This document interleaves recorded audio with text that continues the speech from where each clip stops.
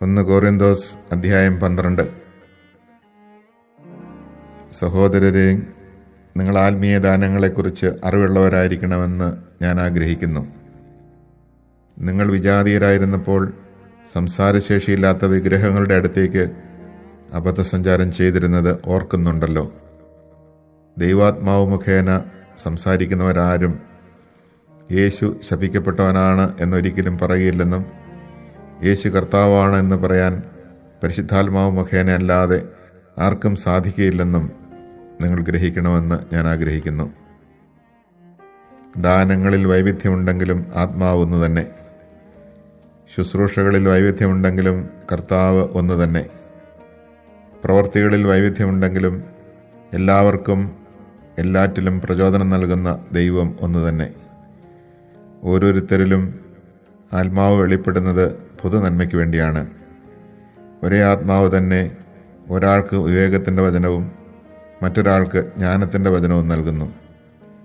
ഒരേ ആത്മാവ് തന്നെ ഒരുവന് വിശ്വാസവും വേറൊരുവന് രോഗശാന്തിക്കുള്ള വരവും നൽകുന്നു. ഒരുവന് അത്ഭുതങ്ങൾ പ്രവർത്തിക്കാൻ ശക്തിയും മറ്റൊരുവന് പ്രവചിക്കാൻ വരവും വേറൊരുവന് ആത്മാക്കളെ വിവേചിച്ചറിയാൻ കഴിവും വേറൊരുവന് ഭാഷാവരവും വേറൊരുവന് വ്യാഖ്യാനത്തിനുള്ള വരവും അതേ ആത്മാവ് തന്നെ നൽകുന്നു. തൻ്റെ ഇച്ഛയ്ക്കൊത്ത് ഓരോരുത്തർക്കും പ്രത്യേക ദാനങ്ങൾ നൽകുന്ന ഒരേ ആത്മാവിൻ്റെ തന്നെ പ്രവൃത്തിയാണിതെല്ലാം. ശരീരം ഒന്നാണെങ്കിലും അതിൽ പല അവയവങ്ങളുണ്ട്. അവയവങ്ങൾ പലതെങ്കിലും അവയെല്ലാം ചേർന്ന് ഏക ശരീരമായിരിക്കുന്നു. അതുപോലെ തന്നെയാണ് ക്രിസ്തുവും. നമ്മളെല്ലാവരും ഒരേ ആത്മാവിൽ ഏക ശരീരമാകാൻ ജ്ഞാനസ്നാനമേറ്റു. യഹൂദനെന്നോ ഗ്രീക്കുകാരനെന്നോ അടിമകളെന്നോ സ്വതന്ത്രരെന്നോ ഭേദം കൂടാതെ ഒരേ ആത്മാവിനെ പാനം ചെയ്യാൻ എല്ലാവർക്കും സാധിച്ചു. ഒരവയവമല്ല, പലത് ചേർന്നതാണ് ശരീരം. ഞാൻ കൈയല്ലാത്തതിനാൽ ശരീരത്തിൻ്റെ ഭാഗമല്ല എന്ന് കാൽ പറഞ്ഞാൽ അത് ശരീരത്തിൻ്റെ ഭാഗമല്ലെന്ന് വരുമോ? അതുപോലെ തന്നെ ഞാൻ കണ്ണല്ലാത്തതിനാൽ ശരീരത്തിൻ്റെ ഭാഗമല്ല എന്ന് ചെവി പറഞ്ഞാൽ അത് ശരീരത്തിൻ്റെ ഭാഗമല്ലെന്ന് വരുമോ? ശരീരം ഒരു കണ്ണ് മാത്രമായിരുന്നെങ്കിൽ ശ്രവണം സാധ്യമാകുന്നതെങ്ങനെ? ശരീരം ഒരു ചെവി മാത്രമായിരുന്നെങ്കിൽ ഘ്രാണം സാധ്യമാകുന്നതെങ്ങനെ? എന്നാൽ ദൈവം സ്വന്തം ഇഷ്ടമനുസരിച്ച് ഓരോ അവയവവും ശരീരത്തിൽ ക്രമപ്പെടുത്തിയിരിക്കുന്നു. എല്ലാം കൂടെ ഒരവയവമായിരുന്നെങ്കിൽ ശരീരം എവിടെയാകുമായിരുന്നു? ഇപ്പോഴാകട്ടെ പല അവയവങ്ങളും ഒരു ശരീരവുമാണുള്ളത്. കണ്ണിന് കൈയോട് എനിക്ക് നിന്നെക്കൊണ്ട് ആവശ്യമില്ല എന്നോ തലയ്ക്ക് കാലിനോട് എനിക്ക് നിന്നെക്കൊണ്ട് ഉപയോഗമില്ല എന്നോ പറയുക സാധ്യമല്ല. നേരെ മറിച്ച് ദുർബലങ്ങളെന്ന് കരുതപ്പെടുന്ന അവയവങ്ങളാണ് കൂടുതൽ ആവശ്യമായിരിക്കുന്നത്. മാന്യങ്ങളല്ലെന്ന് കരുതപ്പെടുന്ന അവയവങ്ങൾക്ക് നമ്മൾ കൂടുതൽ മാന്യത കൽപ്പിക്കുകയും ഭംഗി കുറഞ്ഞവയെന്ന് കരുതപ്പെടുന്നവയെ കൂടുതൽ അലങ്കരിക്കുകയും ചെയ്യുന്നു. ഭംഗിയുള്ള അവയവങ്ങൾക്ക് ഇവയൊന്നും ആവശ്യമില്ല. ദൈവമാകട്ടെ അപ്രധാനങ്ങളായ അവയവങ്ങൾക്ക് കൂടുതൽ പ്രാധാന്യം ലഭിക്കത്തക്ക വിധം ശരീരം സംവിധാനം ചെയ്തിരിക്കുന്നു. അത് ശരീരത്തിൽ ഭിന്നിപ്പുണ്ടാകാതെ അവയവങ്ങൾ പരസ്പരം തുല്യശ്രദ്ധയോടെ വർത്തിക്കേണ്ടതിന് തന്നെ. ഒരവയവം വേദന അനുഭവിക്കുമ്പോൾ എല്ലാ അവയവങ്ങളും വേദന അനുഭവിക്കുന്നു. ഒരവയവം പ്രശംസിക്കപ്പെടുമ്പോൾ എല്ലാ അവയവങ്ങളും സന്തോഷിക്കുന്നു. നിങ്ങൾ ക്രിസ്തുവിൻ്റെ ശരീരവും ഓരോരുത്തരും അതിലെ അവയവങ്ങളുമാണ്. ദൈവം സഭയിൽ ഒന്നാമത് അപ്പസ്തോലന്മാരെയും രണ്ടാമത് പ്രവാചകന്മാരെയും മൂന്നാമത് പ്രബോധകരെയും തുടർന്ന് അത്ഭുത പ്രവർത്തകർ, രോഗശാന്തി നൽകുന്നവർ, സഹായകർ, ഭരണകർത്താക്കൾ, വിവിധ ഭാഷകളിൽ സംസാരിക്കുന്നവർ എന്നിവരെയും നിയമിച്ചിരിക്കുന്നു. എല്ലാവരും അപ്പസ്തോലന്മാരോ? എല്ലാവരും പ്രവാചകരോ? എല്ലാവരും പ്രബോധകരോ? എല്ലാവരും അത്ഭുത പ്രവർത്തകരോ? എല്ലാവർക്കും രോഗശാന്തിക്കുള്ള വരങ്ങളുണ്ടോ? എല്ലാവരും വിവിധ ഭാഷകളിൽ സംസാരിക്കുന്നുണ്ടോ? എല്ലാവരും വ്യാഖ്യാനിക്കുന്നുണ്ടോ? എന്നാൽ ഉത്കൃഷ്ടദാനങ്ങൾക്ക് വേണ്ടി തീക്ഷ്ണമായി അഭിലഷിക്കുവിൻ.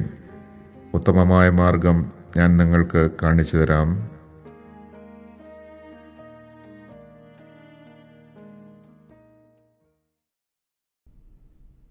Chapter 12. Now in regard to spiritual gifts, brothers, I do not want you to be unaware. You know how, when you were pagans, you were constantly attracted and led away to mute idols. Therefore I tell you that nobody speaking by the Spirit of God says, Jesus be accursed, and no one can say Jesus is Lord except by the Holy Spirit. There are different kinds of spiritual gifts, but the same Spirit.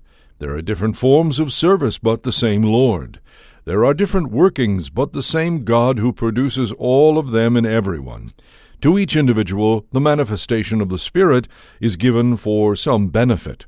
To one is given through the Spirit the expression of wisdom, to another the expression of knowledge according to the same Spirit, to another faith by the same Spirit, to another gifts of healing by the one Spirit, to another mighty deeds, to another prophecy, to another discernment of spirits, to another varieties of tongues, to another interpretation of tongues. But one and the same Spirit produces all of these, distributing them individually to each person as he wishes.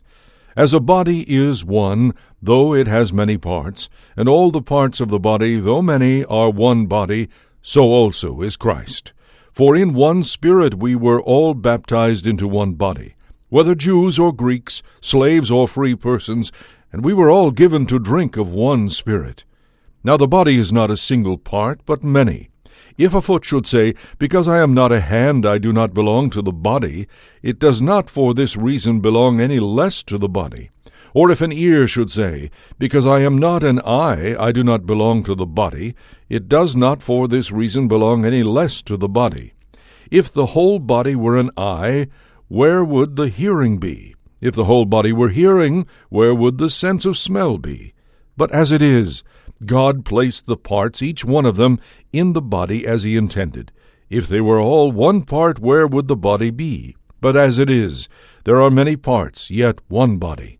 The eye cannot say to the hand, I do not need you, nor again the head to the feet, I do not need you. Indeed, the parts of the body that seem to be weaker are all the more necessary. And those parts of the body that we consider less honorable, we surround with great honor, and our less presentable parts are treated with great propriety. Whereas our more presentable parts do not need this. But God has so constructed the body as to give greater honor to a part that is without it, so that there may be no division in the body, but that the parts may have the same concern for one another. If one part suffers, all the parts suffer with it. If one part is honored, all the parts share its joy. Now you are Christ's body, and individually parts of it. Some people God has designated in the church to be, first, apostles, second, prophets, third, teachers, then mighty deeds, then gifts of healing, assistance, administration, and varieties of tongues. Are all apostles? Are all prophets? Are all teachers? Do all work mighty deeds? Do all have gifts of healing? Do all speak in tongues? Do all interpret? Strive eagerly for the greatest spiritual gifts. But I shall show you a still more excellent way.